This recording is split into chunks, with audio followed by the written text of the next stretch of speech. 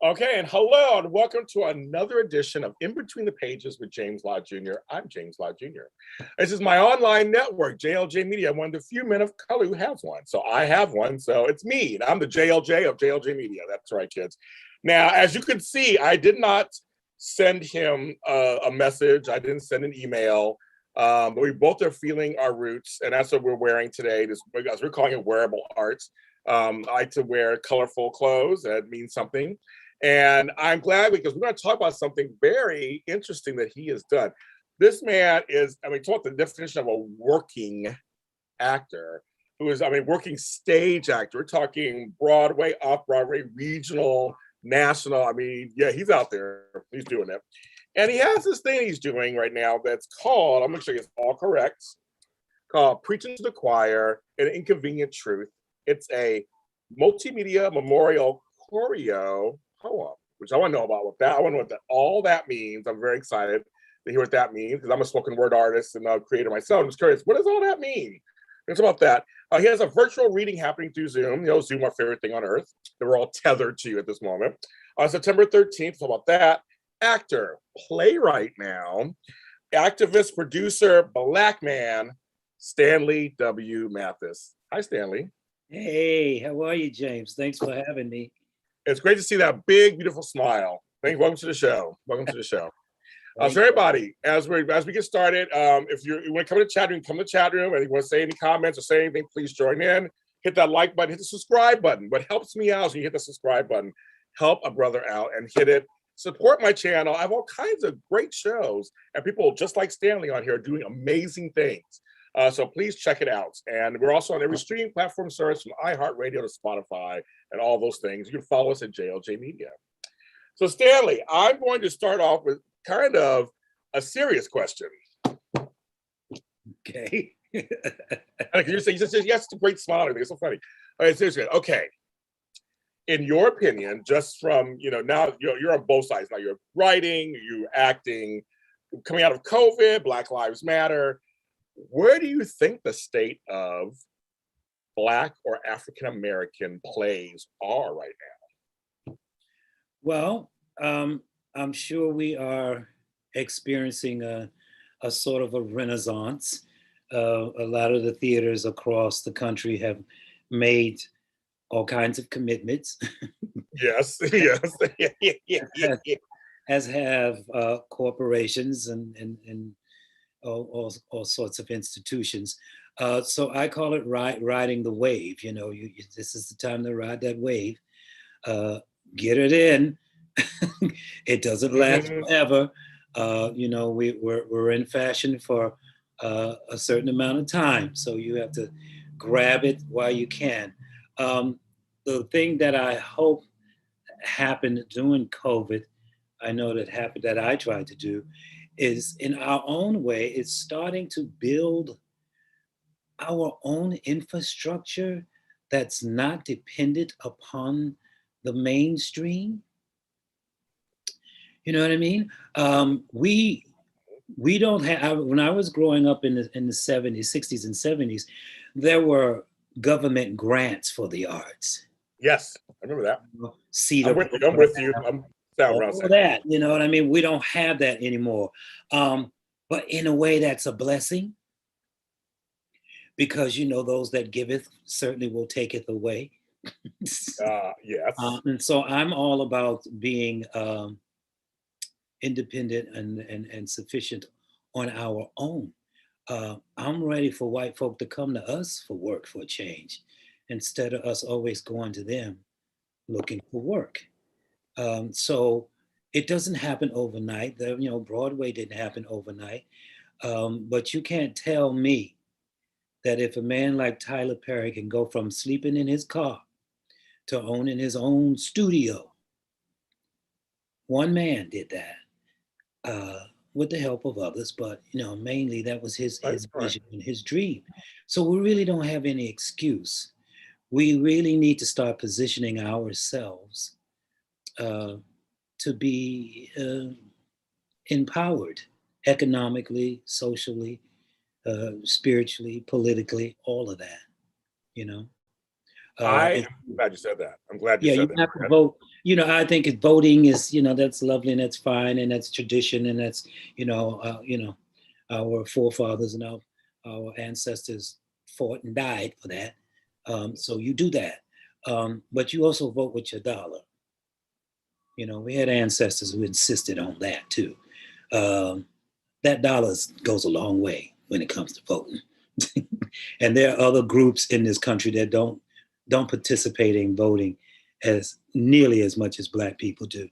And yet they are respected. It's because of that dollar. It's about those economics. So we need to start putting ourselves in a position where when things, when they're not calling us, it's okay. We have our own theaters. We have our own productions. We have our own shows. Y'all want to come play with us? Y'all can come play with us. But, we're not sitting around waiting on you. I'm so glad you said it because I got flack last year for saying similar things. Actually, because I said I said it a little more bluntly than that. I said, I'm not waiting for white folks to save me. Yeah. Well, that's my favorite saying. No one's coming to save us, Black people. Yeah. We're going to have to save ourselves. We really got to get out of that head. Yes. Yes. The America as a society will get it together when they get it together, but we ain't waiting. No. And why should we? It's 400 plus years. How much longer do we need to wait? So right. y'all work on yourselves. We're going to be over here working on ourselves. And I agree with that. And that was the impetus for me last year starting this network. I've been open a year. I was working for other networks and not happy with what was going on in the final decision process. Telling me that guest is too urban. That guest is too this. I got all that stuff. I said, bye, I'll do it myself. Those certain networks are not even in business anymore. But I am. Yeah. And I get to have whomever I want on my programs. And it's about finding your tribe, man. It's, people, especially for actors and performers in show business, we get so used to, because we have to compete and audition and all, we get so used to trying to please people at the cost of our own soul, even. It's like enough already. It just doesn't become that important. I'm glad to have lived long enough and have gotten to an age and a space where I'm not here. That's the piece that I wrote. It's not here to please you and to make you feel all warm and fuzzy inside. That's another playwright. There's a place for those pieces, and there's a place for the piece that I wrote, and so that's my voice. What I like, and we're gonna get into what you're doing. What I like from what I've read so far is that, and what you're saying is that I've never in my career, and people can Google and look at all my stuff. I've been here for 14 years. I've been unapologetically Black while in my career. And it means also support other Black artists, ones that don't get attention and some that do get attention.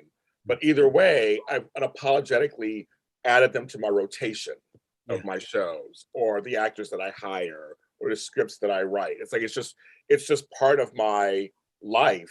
Yeah. And I said I've gotten flack for some of it, of course, and I've gotten praise for some. That's okay. So what? It's okay. I'm fine. I got a little gray, but it's okay. I'm fine. And it needs to be second nature. It needs to be something you don't have to, think over. It needs to become second nature. Like when you wake up in the morning, it needs to be a part of who you are. And it needs to be unapologetic.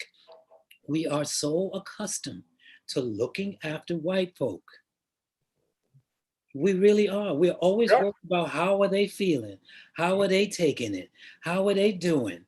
Are you kidding me? I'm trying to stay alive here. I don't have time for your feelings. Exactly.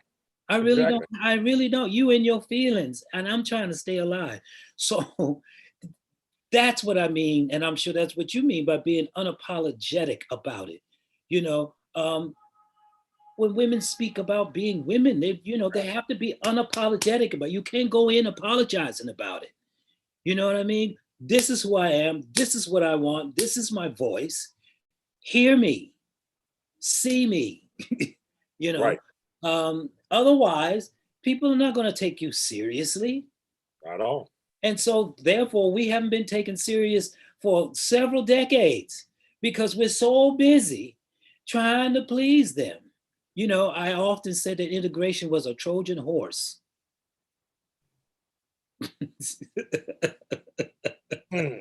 It was a Trojan horse. I'm here to tell you. Because before that, we had our own. We had our own banks. We had our own schools. We had our own police. We had our own butcher shops. We had our own nail. No, you didn't have other races doing your hair and nails.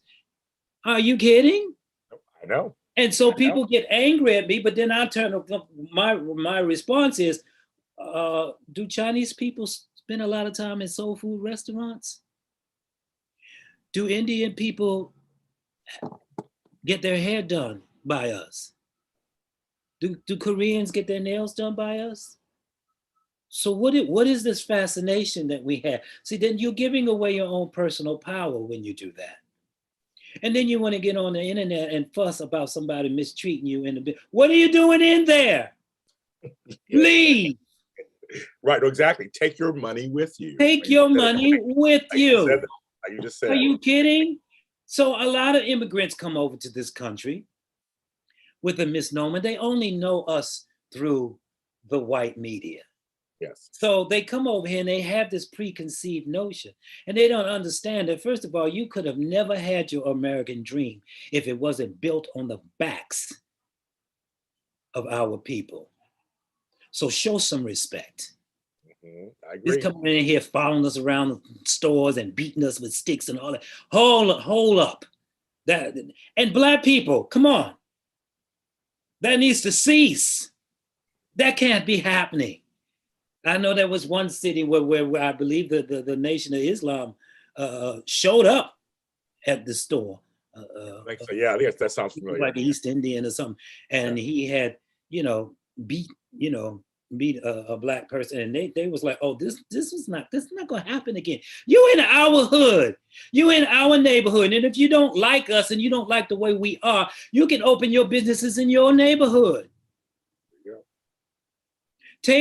Open your nail shop in Chinatown. And if we want to come to you, we'll come to you. But don't move your business in our neighborhood and then treat us like crap.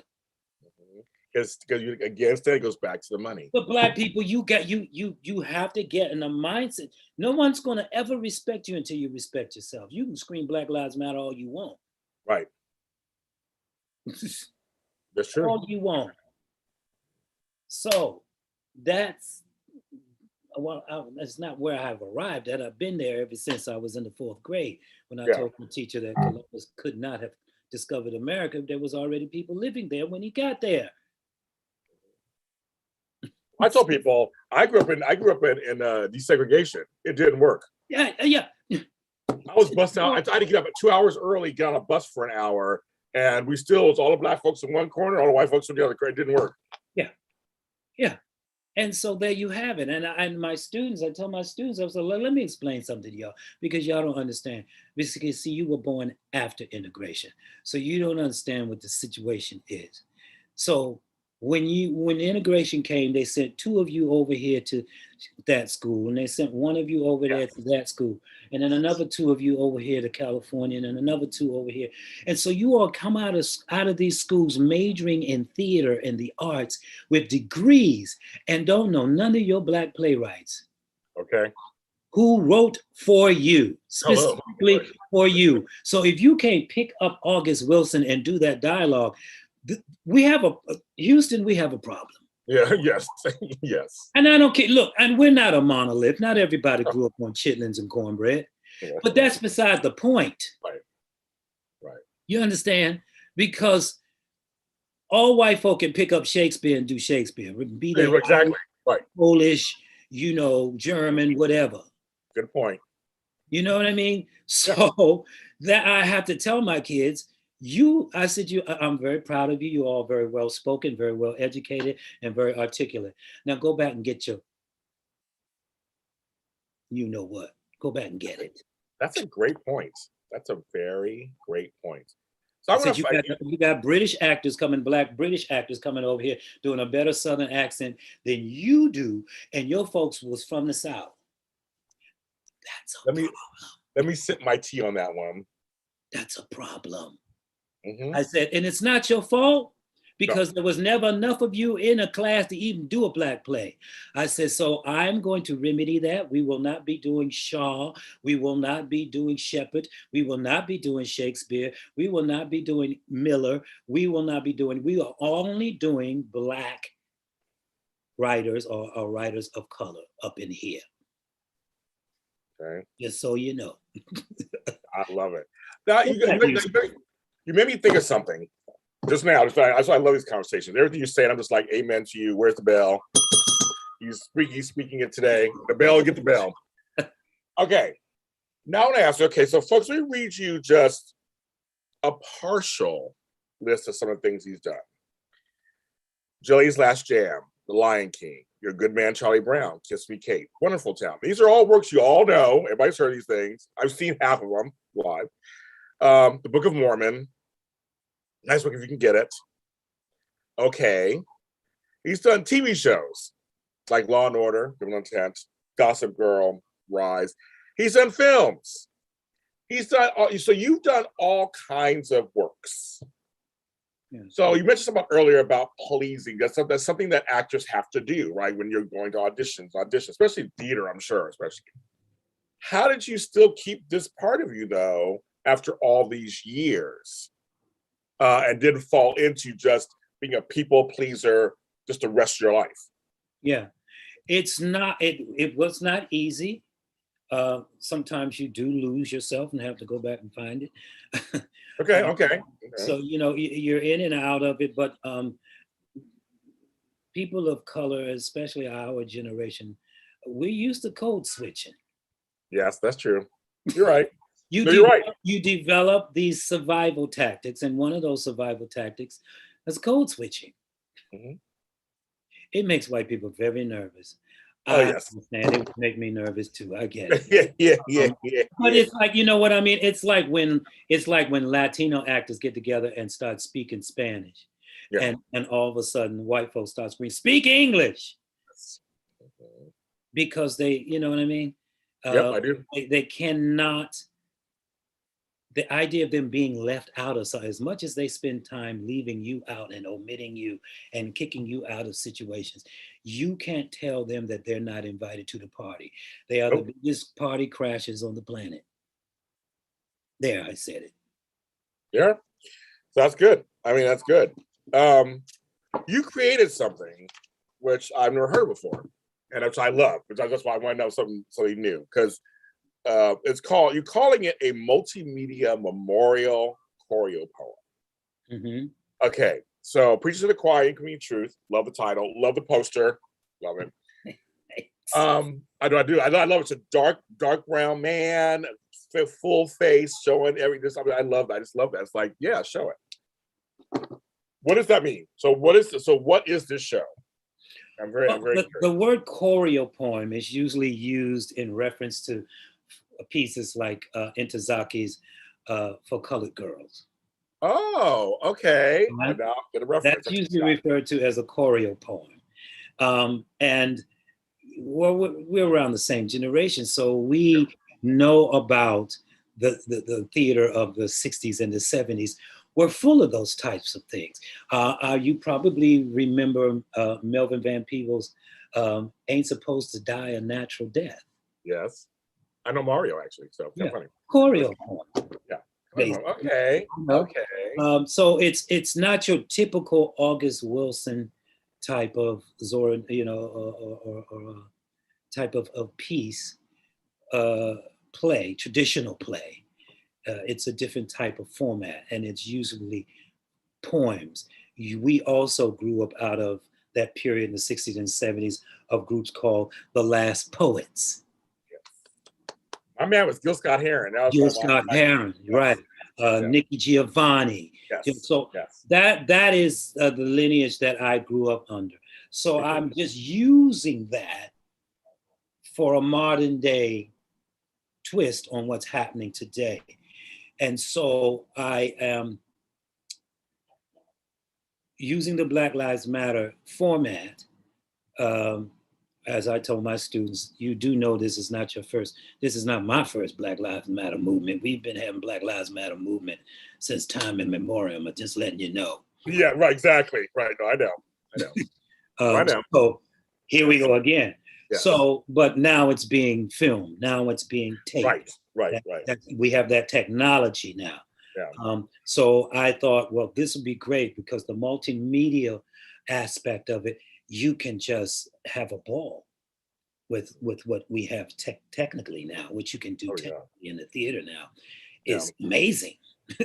You know, and all the different genres of dance, everything from juking to crumping to beatbox, boxing, and just all of that kind of idiom to work with is what I use to bring it into the 21st century. But the rudiments of it goes back to my upbringing in the theater in the 60s and 70s.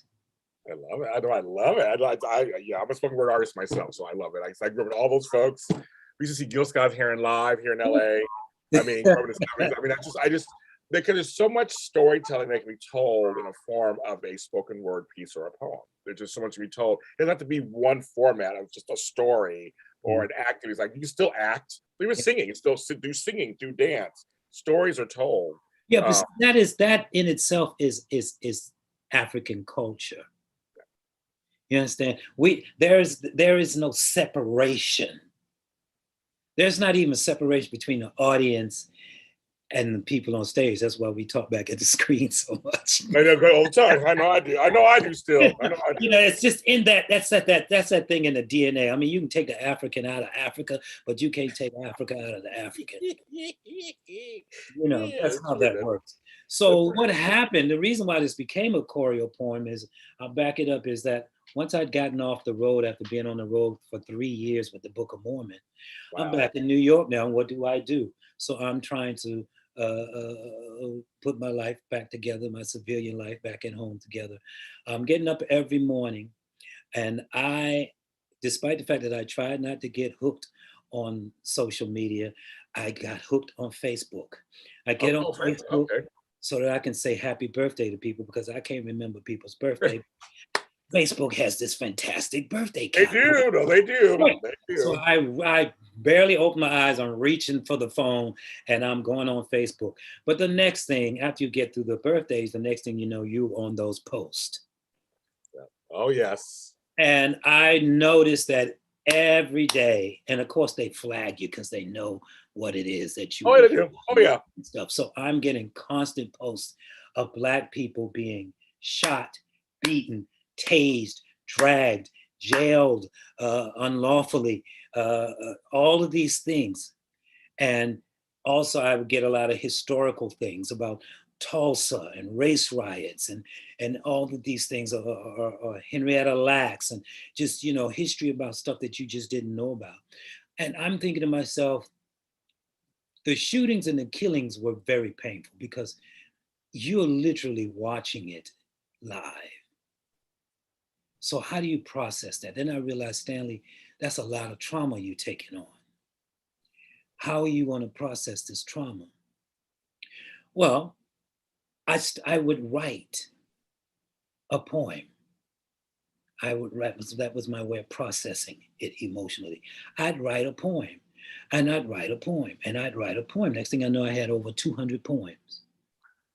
I thought, oh, okay, so you got 200 poems. What are you going to do with this? Yeah, no, yeah. Wow. And Spirit says, you're going to write this play. Oh, wow. And so that's what I did. So I had to sit through 200 poems and sort of put things by category, and then sort of put things sort of in some sort of order, some sort of format, like, even though they were poems. And that's what I mean by choreo poem. It's not that people are dancing necessarily in the show. The poems have to be choreographed. I was going to say that. That's what it sounds like to me. In order to tell the story. Yeah. So that's how that all came together. Wow, good for you. I know I was the same way. I was writing songs, writing poems. I put out a book and an album. That's what I did. But you went on to do a play. So I mean, okay, so tell me how that process kind of, I mean, you told me the beginning of the process, but was that really hard to do for you? Because you're not a normal playwright, you're not a playwright normally, you're an actor, you're this. I mean, you're a writer, but like. I'm not known as a playwright in New Yeah. York, but then I realized, because somebody else had asked me, that's, you know, Stanley, you need to go back before you came to New York, because I did write when I was in DC. Oh, there you go. Okay. I was not published. I was never published or any of that. Yeah. Things like that. This is as far as I've gotten, where some things are getting published. But I've been writing since I wrote stories and things and books when I was in elementary school, believe it or not. Okay. Okay. And Okay. I wrote poetry and stuff in junior high and high school. And then when I got to a certain point, I moved to New York. I didn't write anything. It's like I had nothing to say. It just stopped. The flow just stopped. And I'm also a graphic artist. I like to draw. I actually majored in art in high school. And so I did a little bit of that, but even that stopped. So it looked like the performing arts took precedent once I got here to New York. Okay. So it's not absolutely new to me. I have written some stuff, and I've taught school, and I've worked with kids, done theater with kids in school, and I've written shows for them. Okay. You know, but you forget. I forgot. I was like, Stanley, you have written. I mean, you're not published or anything, but you have written stuff. But this was easy. First of all, because I had the motivation, I had the inspiration. And also I tell people that the ancestors wrote this piece. The ancestor says, you need to write this down. And if I try to, and I'm not writing anything tonight, I'm going to bed. Thank you though. And they would be like, ding, ding, ding. I know it's 3:34 in the morning, but you need to get up and write. I know how that is. And you will write. And Okay. the next thing I know, the sun is coming up. And I've written like 4 or 5 pieces. Isn't that crazy? Isn't that crazy? I know how it is. This. Yeah, the hand's writing itself. The hand's moving itself. No, I know exactly how it feels like. And it's like, Jesus, Stanley, where's all this coming? I mean, it's amazing how it actually came together. And so the first table reading was 205 pages. Okay. The second table reading was 115 pages. Oh, there you go. Okay, there we go. Okay. The third evolution of it was 85 pages. And then this version for the 13th, September 13th, is 77 pages. Okay. I'm kind of proud of myself that I'll go through and slice stuff out. I don't get so married to stuff that I won't let it go. I always say I'm engaged to stuff, not fully married. You just said that. That's what I always say. I'm engaged to stuff. And we kind of, I would just tell myself, I literally would say, that's another play. Right. No, there you go. No, I get that. Yeah, I get that. No, there's another project, something else. We'll save it for that. That's okay, another book. That's a book of poetry. Yeah. That's another play. Yeah. That's a one-man show. Got it. No, got it. Yeah. Got it. You know what I mean? And so I used anachronisms like preaching to the choir. We've all grown up on that saying. Yes. You preaching to the choir. Yes. Oh, yeah. It's one of those things that if you're American, you just know that. Even if you're not Black, preaching to the choir. Oh, yeah. You know what that is. Yes. And then I put / an inconvenient truth, because I wanted people to know that this ain't 5 guys named Mo. This ain't misbehaving. And this ain't Hello Dolly. I'm just letting you give me a heads up. Oh my God, I love it. A time and a place for those shows, and there's a time and a place for what I'm writing. Yeah. So I have to ask you a question, because I love Book of Mormon, actually. I do love it. And I want to ask you, because it's such a different, another different type of play, musical. It's not your typical. I always think of it like there's Avenue Q, there's Book of Mormon. I think certain ones that they have they almost sound like the songs. They sound like regular, musicals, but they're not. The themes are different. The songs are different. What was that experience like for you? You did 3 years out on the road. So what was that like doing that particular? There's some parts of that show are very Yeah. R-rated. I'll say R-rated. Oh, I had the most blasphemous song in the entire show, and you know what that song I know this. Yes, we're not gonna say it on this show, but we did. Why? I'm not gonna translate. Yeah, exactly. But so how was that? How was that for you? I had not been on tour since I did Jelly's Last Jam tour back in 1990. Oh wow. 93. Oh wow. I'm not a tour person. I'm not that. I was gonna ask you. Okay, no, tour. But when this offer came to me, if I do tours, I do it for a reason. Like when I did the Jelly's Last Jam tour, that was the house tour. That was to get my house. That's my motivation. So when it gets really rough, I just have a picture of the house that I'm going to buy. Okay, there you go. Okay. And I'm going out there and do my show. This particular tour became became the pension tour. Hey, I love it. I'm there too. I understand. I put some money in that pension. That's right. I get it. I'm saying, and it was the producers of the show were very good. Okay. They did it the way tours used to be done. Okay. And they treated us very, very well. And they were very good to us and treated us very, very well. And so I thought, ain't too many of these gonna be coming down the pike for you, Stanley. So let's do this. Get that pension in there and be done. As far as the material, I love South Park. Right, I get them. I absolutely get them. They don't bother me. I absolutely get them.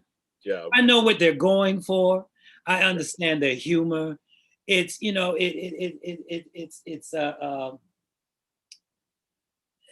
Lord, why did the word just leave me? It's a lot of clever stuff in it. Yes, it's satire. Yes, political satire. Yes, you gotta have to know that. Yes. Otherwise, you will get just freaked out. You will get, and even me knowing how they were when I first went to see the show, and they dragged that zebra across the stage. I was like, oh. Boy, I know. And I was like, okay, South Park. All right, you guys, I'm gonna hang with y'all because I know y'all got a point. I know there's a method to your madness, so I'm gonna hang in there. And so, and then I sat there and then I got it. When I first got an audition for it, they didn't have the full script, and so I went in for one of the other characters, General Butt Effing Naked. Yes. Yes. I got that script. I was like, what is this? They hadn't even finished really formulating and writing and stuff. This is what they had given me to audition for. And so I did the audition and all, but I was like, okay. But a year later, they came back around to me. So I replaced Michael Potts, who did it on Broadway. Okay. And then I did the tour.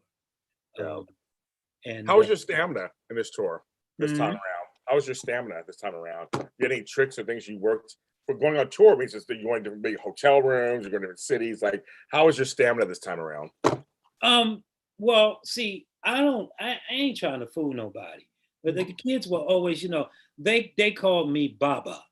And I thought to myself, I guess you are a Baba now. So, embrace it. Baba, come on, let's go to the titty bar. I was like, no, Baba's not going out with you. Come on, Baba.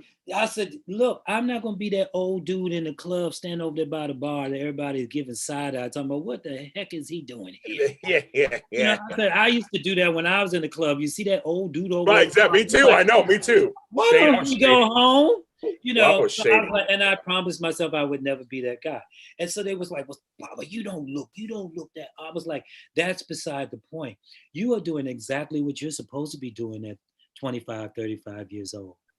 And I'm going to go do what I'm supposed to be doing at my age, which is go on to my hotel, ordering room service, soaking my feet and legs, and remote control, and that is my evening.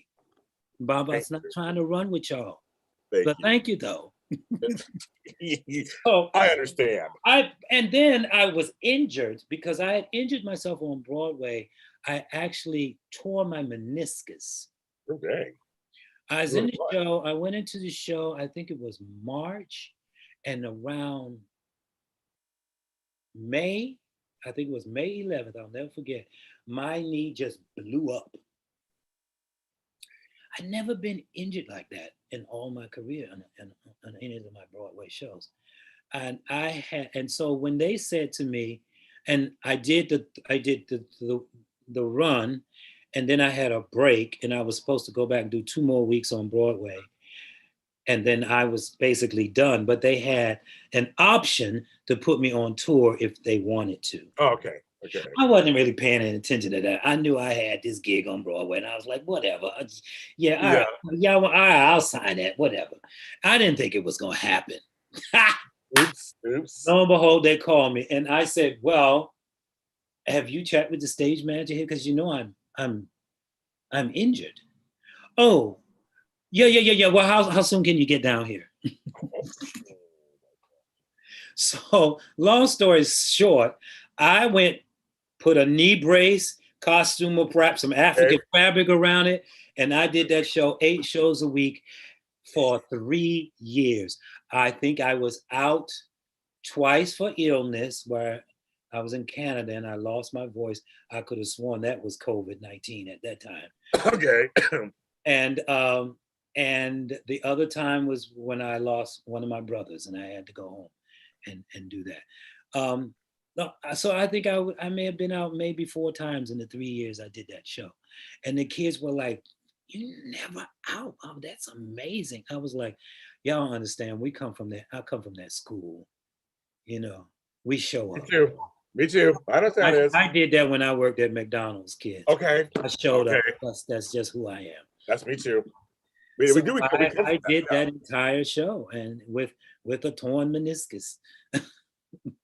That's amazing. 3 years.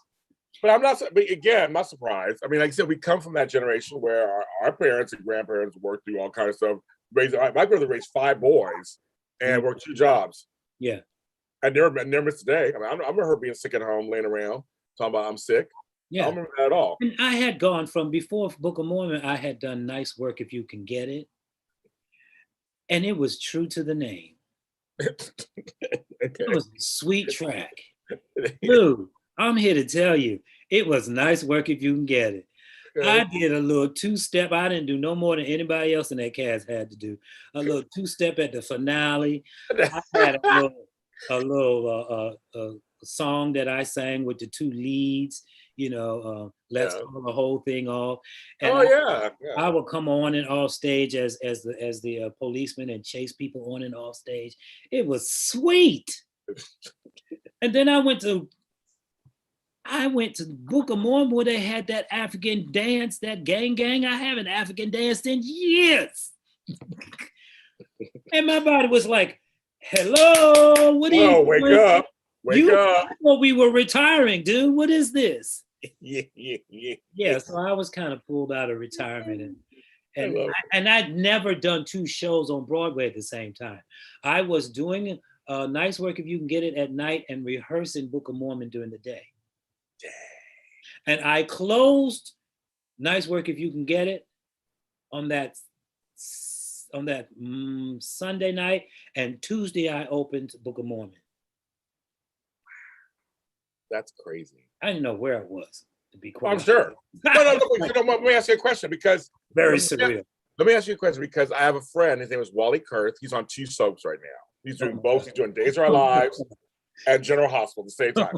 So I asked him. I always ask. I'm gonna ask you a secret. I asked him. I was like, "So do you ever go on set and go, what, you play the wrong?" He goes, "No." He goes, "I haven't separated. They're 2 very different characters, but there have been times where he's like, okay, what stage am I on again really quick?" Just so like, okay, where am I for a second? Like, I'm where? I'm on CBS. No, I'm on ABC. Or no, maybe someone for you. Was there ever when you were doing that, because you're trying to learn Book of Mormon, but you already have, unless we can get it in your brain. Like, how does that work? That other show is in your body.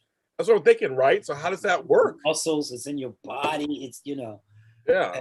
So here I am, Book of Mormon, doing an East African accent. And I think that actually helped because that, it really pulled you into that world. So it was actually very helpful in that sense. So funny. Wow. See, I mean, you're just an example of that people. So I hate to sound like that old guy, but I'm the old guy now. I'm gonna say it. This younger generation just doesn't understand this kind of work commitment. They just don't. Well, they are really quite amazing because I'm not used to coming to work on the first day and having people run up to you and as if they know you because they can just Google you. Yes. Oh, I know that. Oh, yeah, I know everything that you've done. Yes. So, and I would have kids in the cast come up to me and go, oh, Baba, I saw you as Schroeder and Charlie Brown when I was 6. Exactly. Exactly. And I'm like going, whoo, when you were 6, huh? Yeah. Okay. Wow. And you're an adult now. Got it. No, wow. Trust me, I get it too. I know, I get it. It's just. Okay, so Stanley, so what is it? Because when people read back like my credits now and say, well, James, you did this and this and this, it's nice. But I mean, I'm just curious for you too. When you hear that stuff, what does it mean to you now? What does it mean to you these days? There was a point in my apartment. Now I have them on the wall. I had photos and pictures of shows and stuff that you do, and they were all in the cabinet and in books and folders and stuff. And I said, go in there, take them out, put them on the frames, and put them on your walls. You have accomplished something. Don't act like you ain't done nothing. We don't have that kind of modesty. Okay.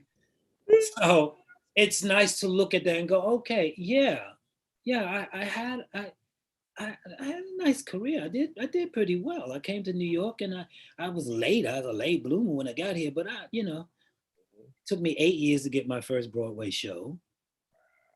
So, I was beating the pavements around here for 8 years. Yeah. But once I got it, I was off and running. And I've been very, very fortunate. And so I realized that it's legacy. And the kids that come behind you let you know that, you realize you inspired them, just like those who came before me inspired me.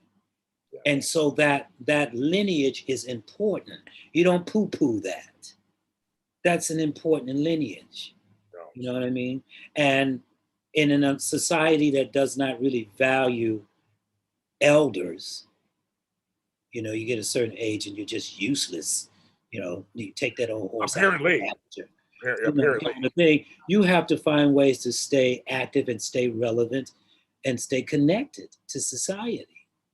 Because they would just assume you just go off and go fishing and never come back. Yeah, you go upstairs to the attic, and also you come back upstairs. And never come out of there. But when you look at the Cheetah Riveras and the Ben Vereen's, not been doing it, still doing it. Oh yeah. You know what I'm saying? So you understand, oh, okay, you're part of something much bigger. It's not just about you. You're part of something much bigger. It really is. Yeah. Stanley, I could talk to you forever. I'm your new fan. I just think you are amazing. I do. I mean, it's nice to talk to somebody from the same generation as me who gets it. You get it. You just get it. I think the younger folks need to listen to this just because I think so they can get it. So they can work for themselves, know it's larger than us. That we are a village. I want to say we are a village. We need to, hold each other up and just kind of, push it through. I mean, that's what we need to do. They're having a rough time because I realized that they didn't have the mentorship that we had in play. True. They sort of got out of college and hit the ground running, and they were just sort of on their own figuring it out. Yeah. And I told them, and I constantly tell them, you can't do this by yourself. Stop trying to do this by yourself. Right. First of all, it's not necessary. Right. And second of all, you can't. Don't do it. this city will eat you alive. This business will swallow you whole. It's very true. Very true. Check in with somebody who's been there, done that. Yeah. So you can be talked off the ledge every once in a while. I know. I tell the kids that I mentor, especially, I said, we were told we had to work hard, and you were told, go to school, go to college, you'll get it, right? So we weren't told that. We were told you can go to college and get, you still got to work hard. Mm-hmm. So I feel like you're right. So for them, it's a little different than what we had, where they just kind of, so they got out of college and went, oops, where is it? Like, why isn't it here? Why is it just laid before me? Yeah. Why are the opportunities just right there? And it's like, it doesn't always happen that way. You have to, like you said, 8 years. Folks, he took him 8 years. Years in New York City. In New York City. The dream girls, the ain't misbehavings, the sophisticated ladies, the tap dance kid, you name it. And I would get called back 3 and 4 times and then cut. And then I'd show up at some other audition for some other show, and the lady behind the table would go, have you ever auditioned for Dream Girls? And I was like, many times. I've never seen you. And I'm going, well, I wish you had, because I didn't try. Trust me. I was there. I was beating the pavements trying to get up in there. But there's that thing. I didn't have a school pedigree. I didn't go to Howard, though many people kind of assumed I did because I grew up in DC. Yeah. I didn't go to Howard. I went to City College. Okay. So I had a pedigree of Howard or Yale or you know what I mean, Princeton. I had those kind of, yeah. If you go to Yale, Black actors who went to Yale and come out of there, they work. Oh yeah, that's true. Yeah. They work. First of all, they got to pay off those college loans. Yes. Yes. Colleges like that ain't cheap. And second of all, there's a lot to be said about coming out of those colleges, because if your directors and casting directors and people are coming out of those colleges, and not from DC Teachers College, it's just gonna take you that much longer to get in the groove, So it's like Stanley who? Right. Stanley who? From where? Is he related to Johnny? And then he's related to Johnny Mathis. And what does he look like? Then they got to put the name with the face, and it just took all that. I had to do all that building from the ground up when I got it. Yeah, no, you're amazing, Sam. Thanks for your time. And I'm looking forward to seeing more of this choreo poem and exploding. And I know that the world is starting to open up. Hopefully, we'll see what happens with that. We know how that right now is tentative right now, apparently. Yeah. We'll see how that goes. But I would love to see us on stage somewhere. I'd love to see you on stage doing this. I mean, I would come to New York just to see it. I just want to, it is a piece that definitely, it just gives us permission, us as a community, permission to deal with our trauma, which we haven't dealt with since 1619, quite frankly. No, I agree. There's a lot of trauma we're carrying around. We are. And and no one's, like I said, no one's going to save us, Black people. We got to save ourselves. Stop looking to the other people to do it. They're not going to do it. Okay. And any of us, all of us who have trauma, we all, Effie, we all got pain, is the line from Dream Girl. Yes. Yes. Nobody's going to fix that, but you're going to have to fix that. You didn't cause it. Somebody else caused it, but it's your responsibility to go back and deal with that. And anytime you are any psychiatrist or sociologist or any of those people who deals with the mind and the brain and deal with trauma, the first thing they do is they take you back. You have to go back. And we as a people have been told, oh, don't go back to the past. Oh, slavery was 100 years ago. Oh, y'all need to get over that. No. First of all, we don't need you to tell us anything. It's not your prerogative to tell us what we're going to do about our past with our past. That's the one thing. Take your power back, people. So this is an opportunity for us to mourn our dead. Every culture does that. Every culture does that. And 9/11, every year on 9/11, they go through every name from the top to the bottom. Holocaust, Pearl Harbor. Black people, oh, y'all need to get over that. No, no, no. And it's still happening to us as we speak. How you gonna get over it? So this is saying to us, say their names. These people are important. They belong to us. They were families. These are husbands, wives, sons, daughters, grandparents, you name it. You think of all those people we lost during the Middle Passage that are at the bottom of the sea, as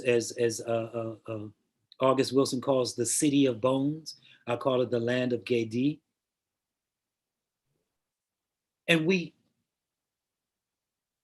must take it upon ourselves to commemorate that. So every time I was on tour, while I was on tour, every city I visited, I found that there was a story there.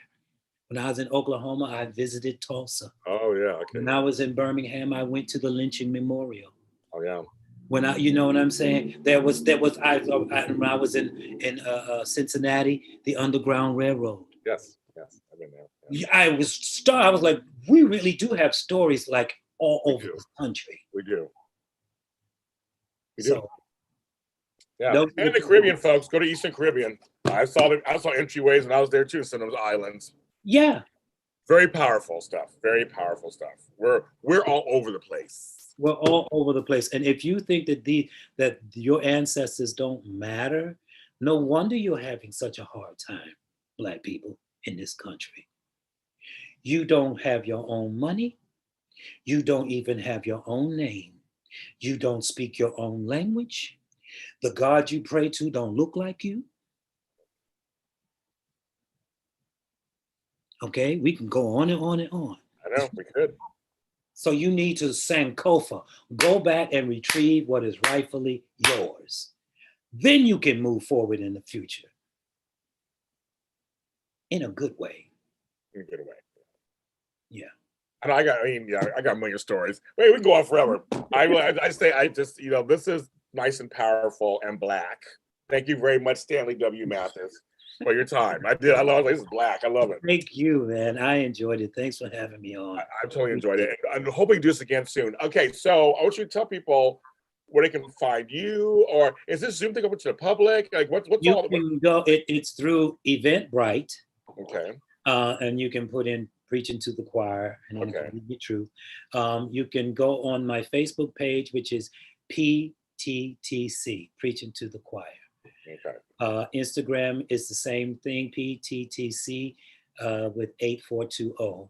That's Instagram, and what's that other one? Twitter. Twitter? You're on Twitter? I'm not a Twitter person, but Yeah. So made me open up a Twitter account. So yeah. Okay, I will put that in the link down in here below in the description. Okay. I'll make sure I'm following you on there, especially myself. Make sure you follow him, everybody, and see what's going on, because this is good stuff. And support the arts, people. Support the Black arts. Support the arts, period. The arts are just as important as everything else in our culture and society. I always say it over and over again. We cannot let the arts fall behind. We can't. Those voices are very important. Yes. Especially the new ones and the ones who are not so new, like ours. Yes. Well, my students didn't even know that. I said, do you guys know who George Wolfe is? He wrote The Colored Museum. Have you ever read The Colored Museum? No. I said, he's down the hall rehearsing with Denzel Washington in a play right now. People, it's not your fault, but I'm going to fix that. Yeah. There's a lot of folks doing some great stuff on stage. Trust me, and creating. Well, that's the one thing about this pandemic that I find positive, because I promised myself that I would come out of this thing better than I went in. I know that's the art that's going to come out of this. Yes, be amazing. Amazing across the board from everybody. I agree. It's going to be amazing. I agree. I totally agree. I'm James Lott Jr. You can follow me. We're all James Lott Jr. Sold at James Lott Jr. on all social media platforms. JLJ Media is everywhere you want it to be. So just go follow JLJ Media, subscribe to the channel. And again, support the arts. It's very important to me and everybody else out there. Everyone, please take care of yourselves, have compassion, and we'll see you next time.